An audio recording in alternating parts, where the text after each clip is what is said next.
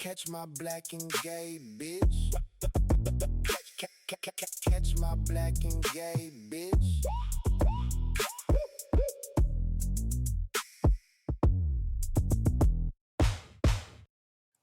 Yes. Well, I didn't take my medication yet. I have a strong bow.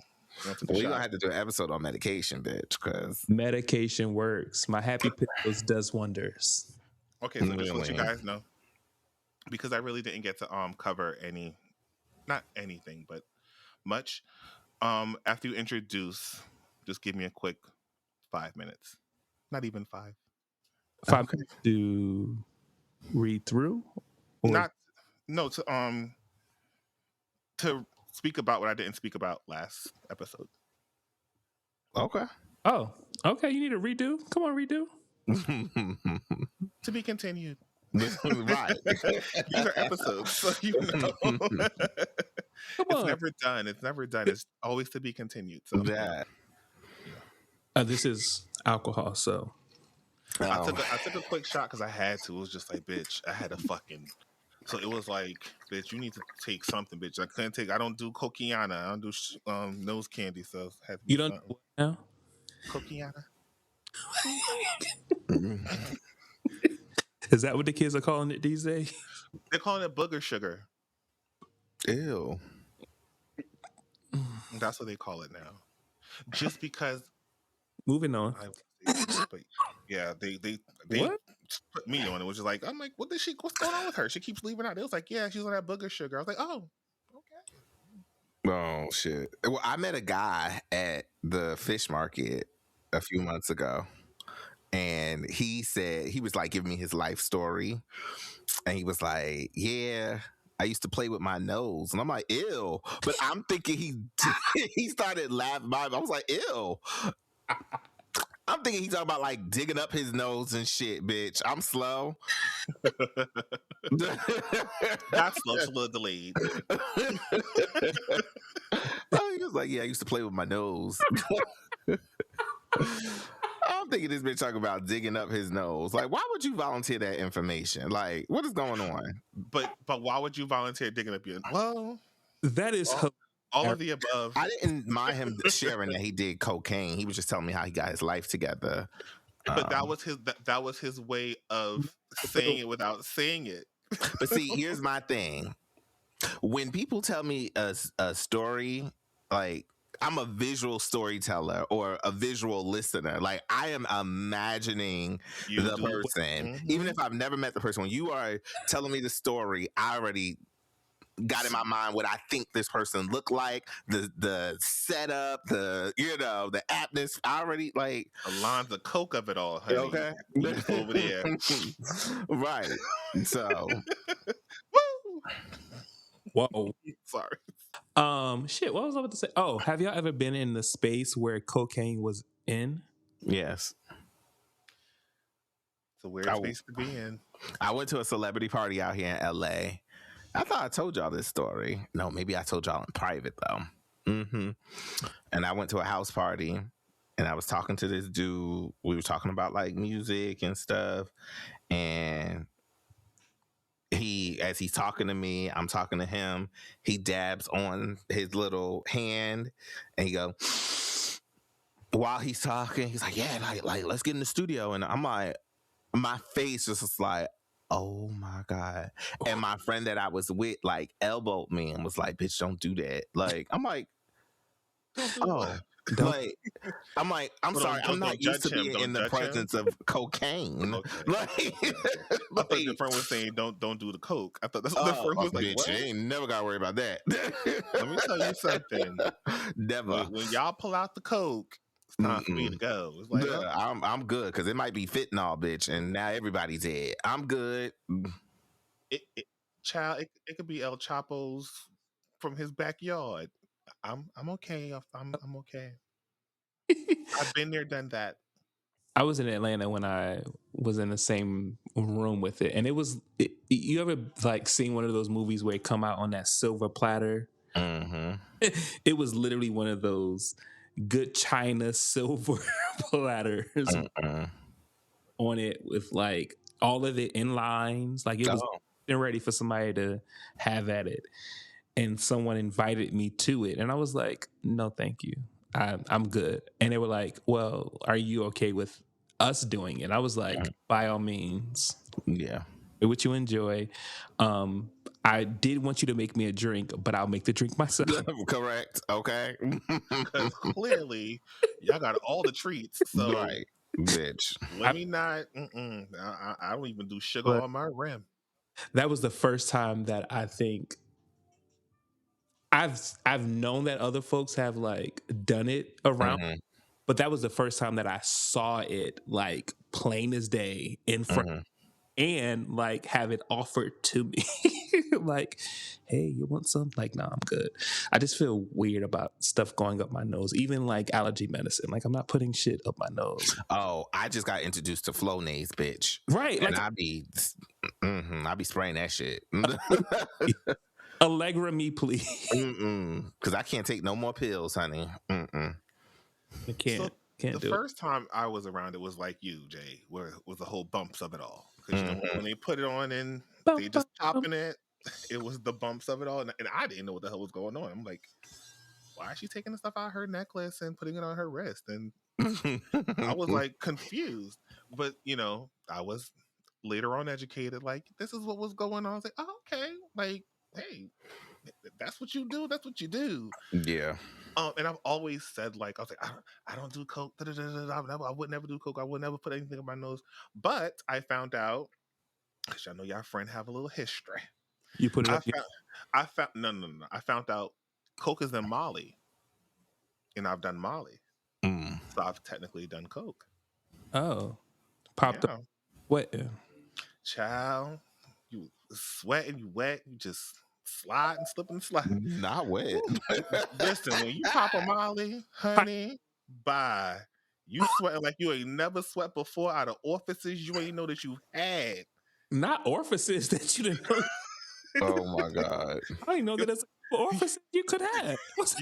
Your knuckles is sweating. It's like, well, I didn't know my knuckles could sweat. It was a time. But listen, hey, I own all that, and I've never done. I've never done a Molly, but I have tried ecstasy before. And yeah, I'll leave it there. I've tried ecstasy in my younger day because it was very popular. At one point, it was just like everywhere. It was just like Superman and Batman and what color pill you got and double stack, triple stack, quadruple stack. It was just there. But with me, I'm not really into uppers. And I guess ecstasy is supposed to be an upper or whatever. It never worked on me. So like I've tried it. I've tried the double stack. I've triple stacked it. It just never gave me the effect that it was giving everyone else. It does. So it was just one of those things. Like I don't feel it. Like the edible. Like, do you feel it? It definitely it keeps you up. It had me in New York City up, partying, dancing in the middle of the floor.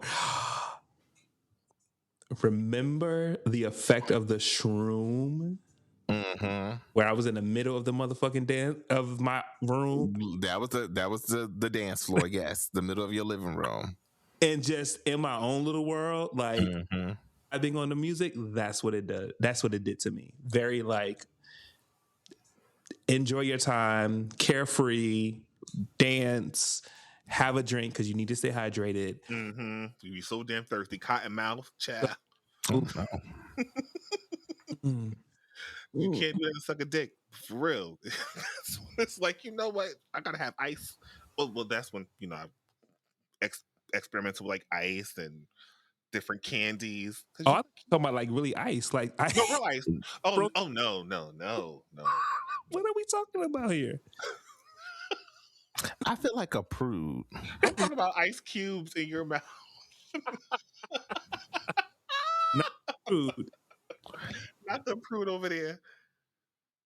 Are you telling me you tried nothing other than weed and shrooms? That's the only thing I've ever tried in my life. I feel like I'm a prude. Shrooms is not approved, low key. Well, my first time doing shrooms was with you guys. That was when we went to DC. That was But what they don't tell you about shrooms is they make your stomach hurt. I had to go make poo, honey. I was like, man, what is going on? It do. I was like, that is like the small writing, like it makes you poop. Like, child. If you digest the actual shroom, it does. If you make tea with it, which we did the actual shroom. We did the actual shroom. Shroom. I've made shroom honey when Jay used to get stimmy. Yeah. I've made shroom honey and it was cute, child. The edible version of it, and I've done the making it with tea. Issues at all. But with the actual mushroom, it's stronger. It makes that. But the thing that I enjoy about shroom is that while you don't know when it's going to hit, it also doesn't last. Yes. It lasts hours, and I appreciate that because it's like once it like takes its course, it's like okay, I'm normal again. I can continue, and it feels good. Okay, drink me. Right. What I appreciate about shrooms versus like other drugs, because that's the fuck we're talking about here, is that like you guys said, there's no come down. It's like the next day you can still go to work, you can still do your thing. It's like you're not trying to figure out what the hell's going on, dude. Where's my car? Like shrooms to me is almost like weed, where it's like I'm in the moment. Yeah, I'm high. Might take a nap. Wake up. I'm good. Weed is not that for me, and it's neither. It would often. I smoke. So Siobhan been smoking since he came out his mama's coochie. No, when I was about 16, 17. 16, 17. Enough. What's a goddamn enough? 16, 17. Weed is not a thing that I enjoy that much, right? The times where I can enjoy. I prefer an edible. Oh, no. I know it's really weird because again, like I just talked about the shroom, opposite of the shroom is like you don't know when it's going to hit and it lasts a very long time. Yes. And you have no control over the high. And then you're over there like, oh, this isn't hitting. So you eat more. And then next thing you know, you're laying on the bed with the room spinning around you high as hell. You know, like, so that's why I kind of stay away from edibles. And I don't like the taste of smoking weed. I can do hookah because it's flavored, but wow, judgment. But yeah, for me, I was stigma for a shot. Yeah, I can't do weed because I just don't like the taste of smoke, which is why I stick with alcohol and occasionally the shroom. But I did recently.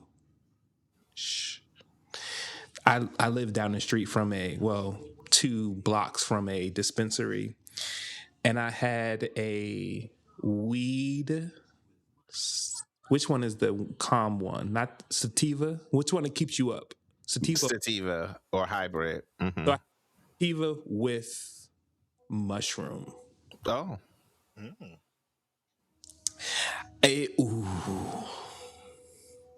it wasn't like an edible. You had to smoke it. It was actually pretty good. I enjoyed it, actually. So you can steep weed like tea. Right. It's just that's like a FYI heads up. I know you say you don't really care for smoking it. A lot of that's like a Jamaican thing. Like they would smoke the actual leaf, but they'll have all the sticks and everything, and they'll steep it and make a tea and drink it as a tea. Those cylinders that you can put all of it in, like the herbs and all of that, and steep the tea. Okay. Yes. It might not be as strong, but you got to make sure also it's like the water is piping hot, so it can. Because I do make oil, cannabis oil. So, and the thing is, I don't do like I make this stuff like, and I mean, you guys know. I think Tori, you knew. I grow weed, but I grow weed and just give it away. Like I don't smoke it. I'm not really a smoker. I might smoke like 2 or 3 times a year. You ain't gave that to me. I thought I did. No. I'm sorry. Just thought I'd throw that out there since you I know. don't want no charges shipping. Child. Because that is federal. It is. It is. Is Jersey? Is it legal in New Jersey yet? Oh, It is. Yeah. Yeah. It's legal in Jersey, but it's not legal federally. So It's when not, you no. mail it, bitch, you mail cross it, the it comes to federal. oceans. And you was not Monica Child. Yeah, okay. But I like, and I was asking my therapist, I was like, why do I like? Did I ask my therapist this, or did I come up with myself? One of the two. I was trying to figure out why I like growing it so much. Like I love growing it, but what someone explained to me was like, what I enjoy about it is getting up and like I would race to the other room to see the growth. And it was just so amazing that you can go to sleep with nothing and then it starts to pop out. And then it just, I mean, I got pictures and videos and stuff. If anybody ever want to learn how to grow weed, just hit me up. I've taught 3 people how to grow weed, including my sister, through FaceTime. And so maybe we start a little black gay weed club, honey. It's definitely not giving that, but I definitely support. Bitch, shut the fuck up. You would be the as much smoke. You should want to. Right. You should be. I'm okay. No tea, no shade. I don't got no cows in my backyard. I don't got no motherfucking chickens. I don't got a lake back there, and I love to eat. Okay, if anyone's ever seen me, this big bitch let it eat. So I don't gotta grow my own weed to smoke.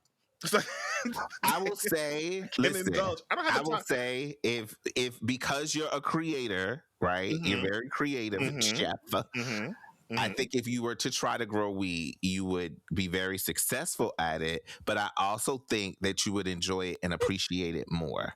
I will tell you. I'm high right now. I appreciate weed a lot. Okay? I appreciate it. I don't. Okay, so for me, smoking was never ever like a thing, and you know this, Jay. What do you mean? It's always been a thing. No, as far as like, no, I like some people in my life don't even know I smoke. Now, those not your real friends, bitch. No, that's not true. Smoking is not something that I always, because I started so early. It was never something that I felt like it was like I'm about to go and smoke with everybody or do. I've always smoked privately. I was always like a private smoker, either with my core group of friends or I just smoke by myself. Smoking is not something I do outside of my home. Like I come home and smoke. I don't really roll up and bring it with me or I'm not that kind of person. I'm one of those people that when I get home, I know it's a blunt in the ashtray waiting for me and I got it when I get home. I don't need to be high throughout the day. I might hit the blunt before I leave for work, but I'm good for my 10-hour, 12-hour day or 8-hour without having to smoke. Like I'm not. But you still smoke every day. Absolutely. Right. Okay. Absolutely. But I think like I'm not saying I would never grow weed. I'm just saying for me right now, I'm so fucking busy that it's like I can't even. Like, it's low maintenance though, right? And for me, first of all, fun fact, right? Chef was the first person to ever give me a blunt.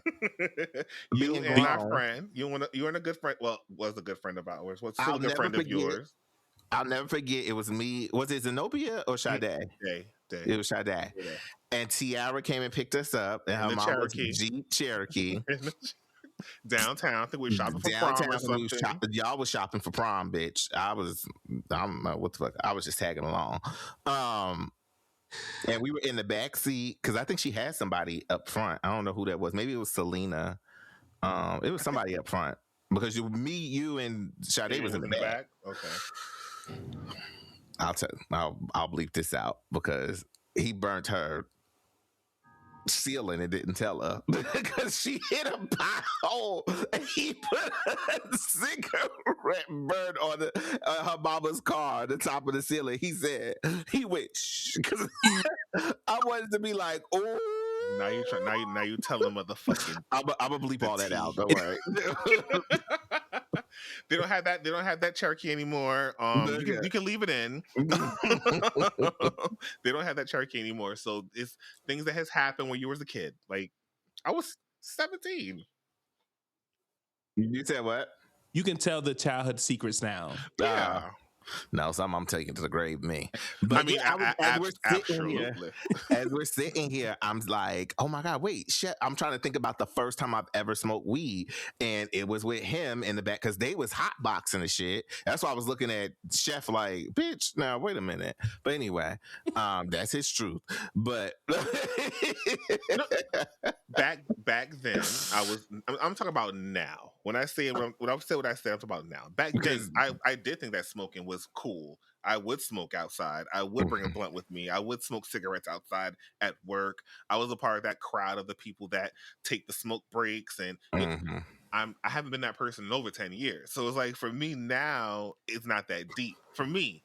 But yeah, I don't really feel the need to be that person now. Like now, I smoke when I get home, and it is what it is. They ain't that damn hard. Shit. But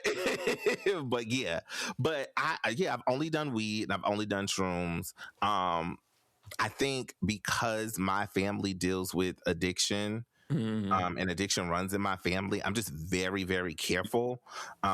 Even like, and that's what I said, maybe I'm just a prude because even like with drinking, like I'm very careful because I feel like I have the addiction gene in me because I've noticed that if I drink today, I'm already planning to drink tomorrow. Like I want that feeling. And so I just try and stay away.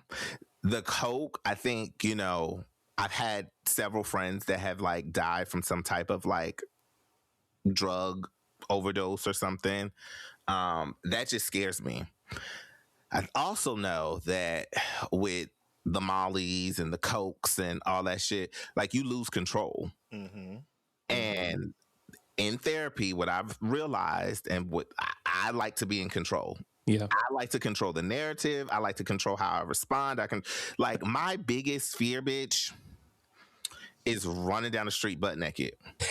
And this ass jiggles, honey. So I don't want no video circulating around of this ass jiggling across the street. Well, I guess. And hopefully, I was about to say, hopefully my dick is showing good that day. Depending on the day. I'm happy you make me humorous. Okay, so to be fully transparent, and that's my goal for this season of the podcast with me. I've dealt with addiction, and that's something that touches home to me all the time. I was addicted to Molly, and that led me to being outside. I wasn't naked. You and your boxers. It wasn't boxers, but it was damn near boxers because it was like, it was less clothes than I would have liked to be seen with outside. I'm sorry. I'm not going to give you guys a visual because we don't need a visual. So not boxers, but also less house shorts. What the fuck is house shorts? Old shorts or pants or sweatpants that you cut into shorts. House shorts that you just wear in the house that you don't want to be outside in. But I can't relate. Don't know that. Okay. Well, and I'm sure that many of our listeners don't know what that is. I know that our Caribbean listeners that have house clothes, work clothes, school clothes, church clothes for every occasion, knows exactly what I'm saying when I say house shorts. Because we have house clothes. And what it is old clothes that you used to wear outside, that you now wear inside. And because you wear them inside, they now are like fucked up, might have bleach on them, might be like holes, house clothes, like house shorts. Okay. But yes, like I said, it was less than I wouldn't be wanting to be seen outside in fucking house clothes. It's house clothes for a reason. But anyways, I've dealt with addiction. And I've dealt with like hitting the rock bottom. I think my rock bottom of what it was, and being outside like some crazy shit. I'm not going to go into the whole story of everything, but it resonates with me when we talk about these things because that's what led Yeah. me into therapy, and all these things was behind my stint at the loony bin because of a bad batch. And it was just like, like I caution everyone, like, I get it, drugs are fun, but street drugs are crazy. We don't know what the fuck they're putting in it. We don't Mhm. know how it's going to affect us. Like, Mhm. my Molly addiction led to me being addicted to Roxy's. And Roxy's are like almost like a Percocet or a type of thing. It's a thing. It's its own pill, and I was whatever. So that led into all of that, which led into like my stint in the loony bin, which I called the loony bin, and I'm not trying to be insensitive, but that's how I That's your experience. processed it, and that's Mhm. how I deal with it. And yeah, like that was not only a scary part of my life, it was very, very eye opening for me. And Mhm. I own that now because I'm past that. And I can look back at that and see how that made me, in a sense, kind of a better person or a more well rounded person. 'Cause I kind of understand more what other people deal with. Like, addiction is something that sneaks up on you. Like, you deal with like a sense of depression, and I didn't know I was depressed. Like, you know what I mean? Like, you go through life and you live in life and you go into work and you feel like showing up is just it. And I go to work every day, and that's it. That's a functioning addict. I go to work every day, but when I get home every night, I'll pop a pill or I'll whatever. Like, I'll get a piece of Molly, and that leads me to being up the whole night and not sleeping because of the upper. So Yeah. I'm finding myself being up for days, and it became me hearing things, seeing Mhm. things, not being in control. I'm hearing friends talking in walls, and Oh my God, shit bitch! I was was waiting for you to say that shit. shit was Oh my Jay God. knows. Oh my God. Jay knows because I would reach out to friends in these, and I appreciate my friends for protecting me and never speaking on this, Yes. never Hmm. letting me get to my space of telling my own story and my Hmm. own experience, and never like outing or whatever you want to call it. I really do appreciate my friend group um that I have, and like I have the best friends in the world. Like, they may not be Oh. best friends, but they're the best friends in the world because they protected me when I needed protection. And even Jay, he has given me the tough love in the moments that I've needed it. And in those moments, I was stubborn and pissed off and upset and whatever. But I appreciate my friend for being a friend, because that's a real friend. Because sometimes a friend got to be like, yo, this ain't you. Like, stop. Like, for real. Like, you ain't see Yeah. yourself doing this. This ain't never been the person that you told me you want to be. And I had to like take heed to that shit. So that's why I'm super open to talking more about mental health. I'm coming full circle with a lot of stuff in my life. I'm not healed, still healing, Mm-hmm. but I'm so much better than like I was yesterday or last week or last month or last year or the year before that. I am So so fucking I'm proud of here. your dumb ass. I'm here. What? Like, super super happy for you because I feel like we were in this position the last season we recorded with Jay, because Jay was having these very real epiphanies and realizations and expressing them on the podcast, and like now it's your season of like doing the same thing. Oh, And he is not lying, y'all. Like, I'm just saying, I was one of the friends to get the secret, honey, because I got a call one day and I was like, what is going on? Like, I thought we was having a normal conversation, bitch. And I was just like, no, what? Something's off. Yeah. And it shows how close Chef and I have been in the past, because, his family was able to call me, and, we when I lived in Jersey, I was able to go.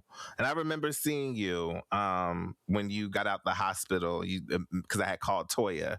And I just remember I never seen this bitch cry.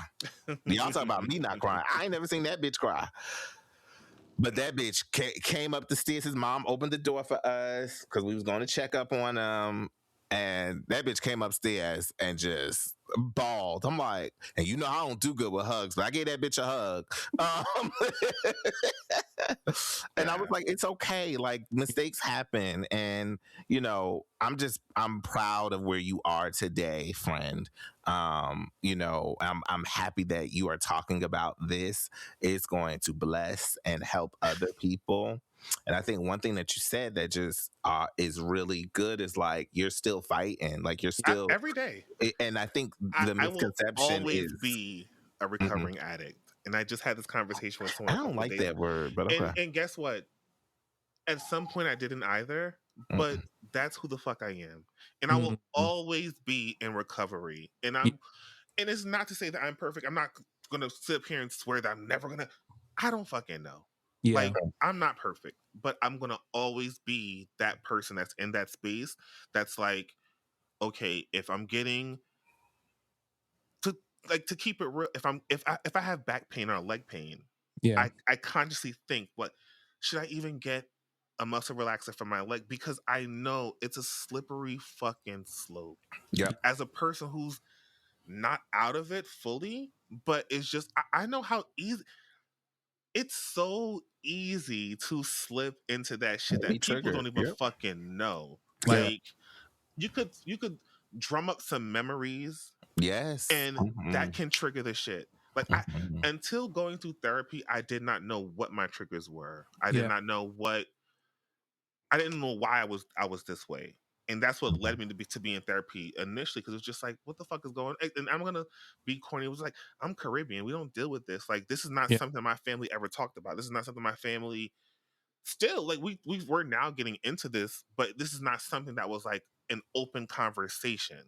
And yeah, I will always be an addict. I will always be in some form of recovery. I'm always like out here fighting for my life, like R. Kelly. But I'm always just gonna break the tension. I'm always trying to always be better, do better, be a better person. And the only person that I'm competing with these days is Siobhan. Period. Like, I don't look at anyone else. I don't look at what anyone else is doing in life. I don't care. I used to always be that person that's looking over to the next person in the race, like, where the fuck is they at? Well, I gotta kind of speed up. I don't, because that is a trigger for me. Like, it is not that I don't want my friends and the people around me to win, but I can't focus on your winning or your shit to make it override what the fuck the work that I'm doing. What you doing? Yeah. So I just gotta focus on my work and just be selfish. And that was kind of my goal for 2025. And it's working. Like, it's working for me. And I found that being selfish is one of kind of the best things I've ever done for myself, is just to pour into myself. And yeah. We support you, Chef.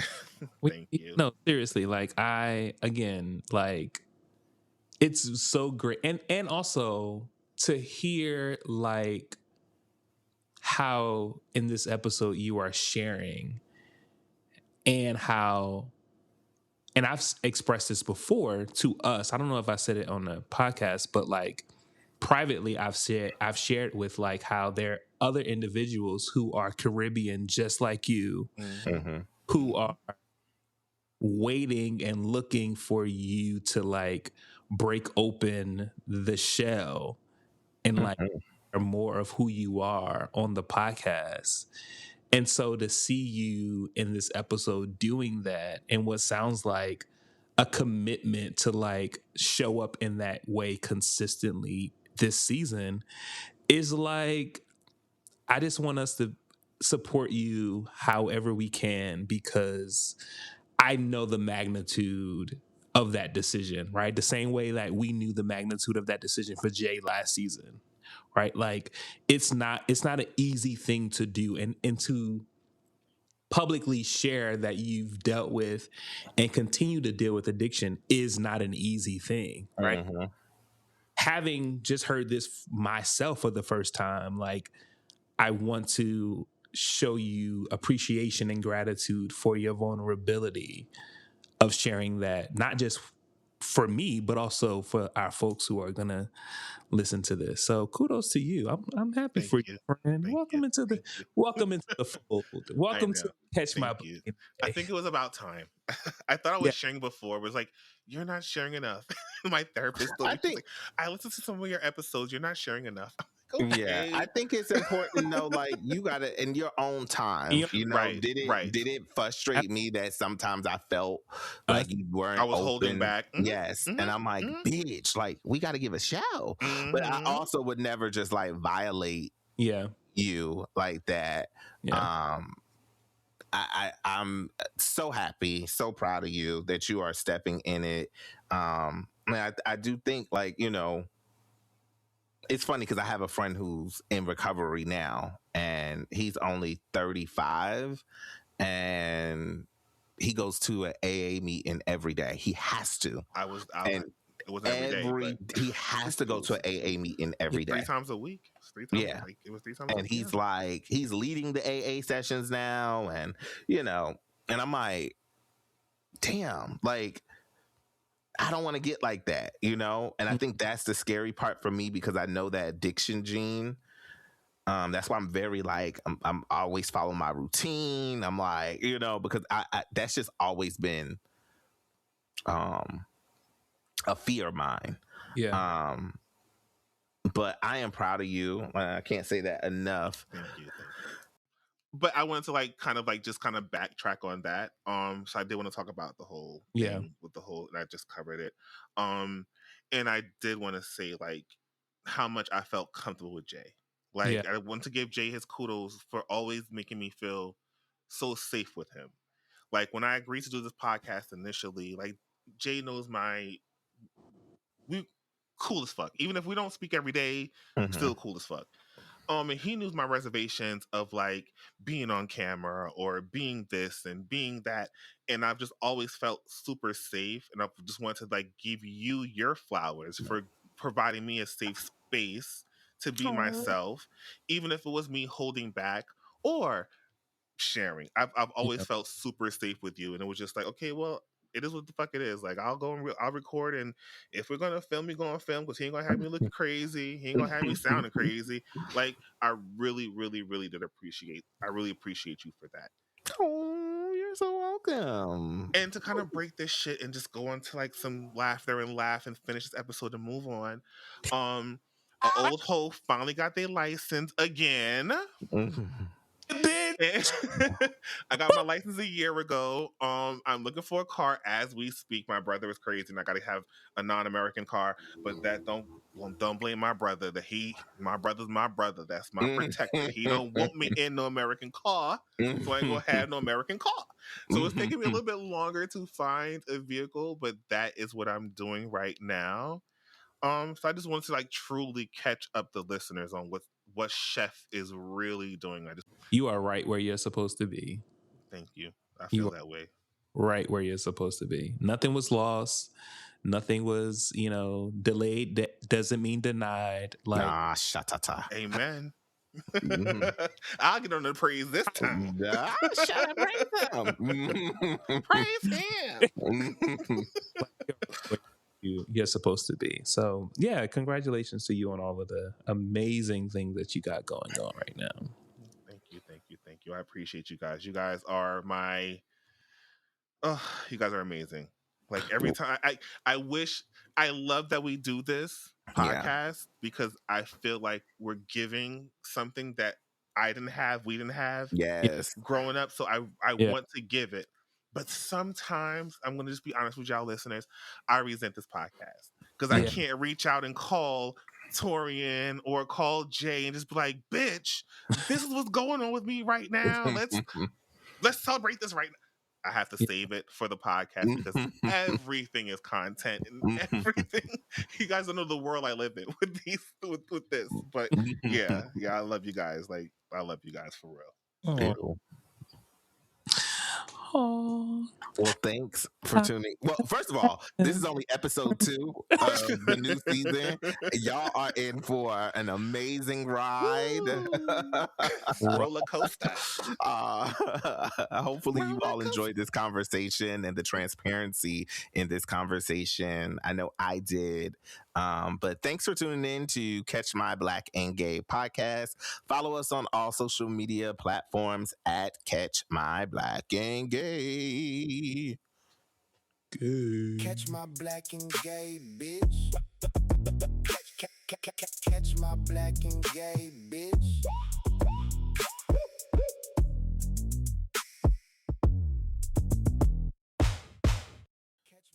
You want to join the conversation?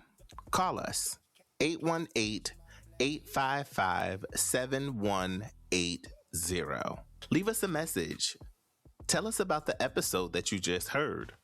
Suggest topics to us that we can discuss. Or just say, hey, we want to hear from you.